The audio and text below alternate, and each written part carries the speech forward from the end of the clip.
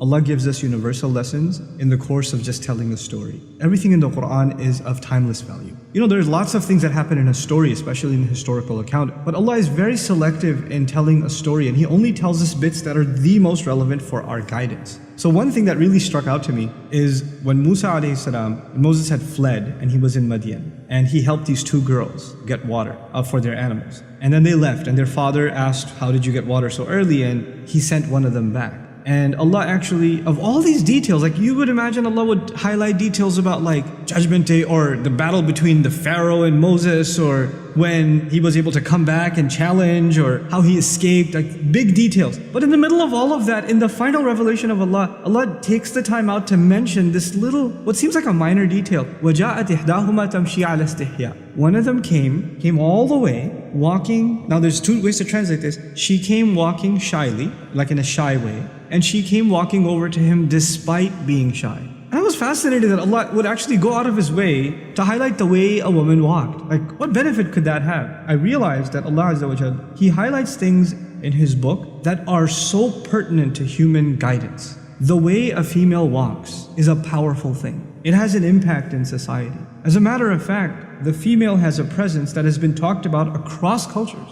Just her presence has a power, has an awe. It inspires something. At the very least, it catches the attention of the male, but there's more to it than that. There's actually a psychological, even a spiritual effect when there's the presence of a woman and when she's walking by. This is something societies were so aware of that in many cultures, the elite women of a society were actually kept hidden away. Like in Korean society, old Korean society, for example, they wouldn't go out until the nighttime, the elite women. It has nothing to do with Islam. It's just they were aware of the power of the presence of women. And so Allah Azza wa Jal describes, and He's highlighting to women and to men, the effect the role of a woman in public can have. And yet at the same time, Islam is not saying keep women indoors because they have too much of an effect. They have too much of an impact.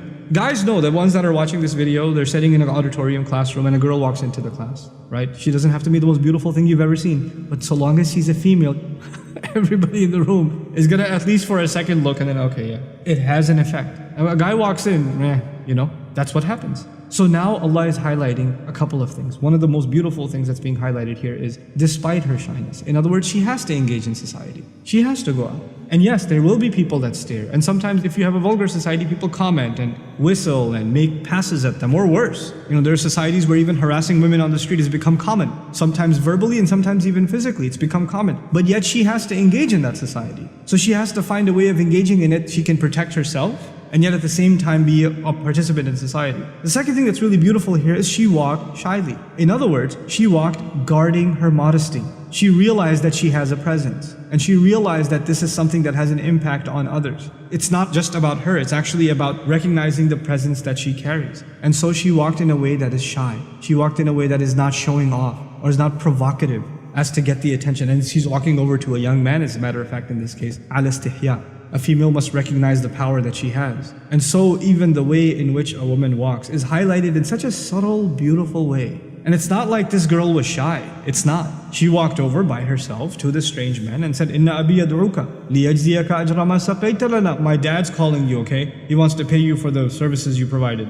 And if she was all that shy and scared, she would have called her sister and at least two of them would have come. But she came by herself. And her dad was confident enough in her to send her by herself. So there's this amazing balance between confidence and engagement, even when you're on your own, and at the same time holding on to your modesty. All of it captured in just the way that she walked. It's incredible.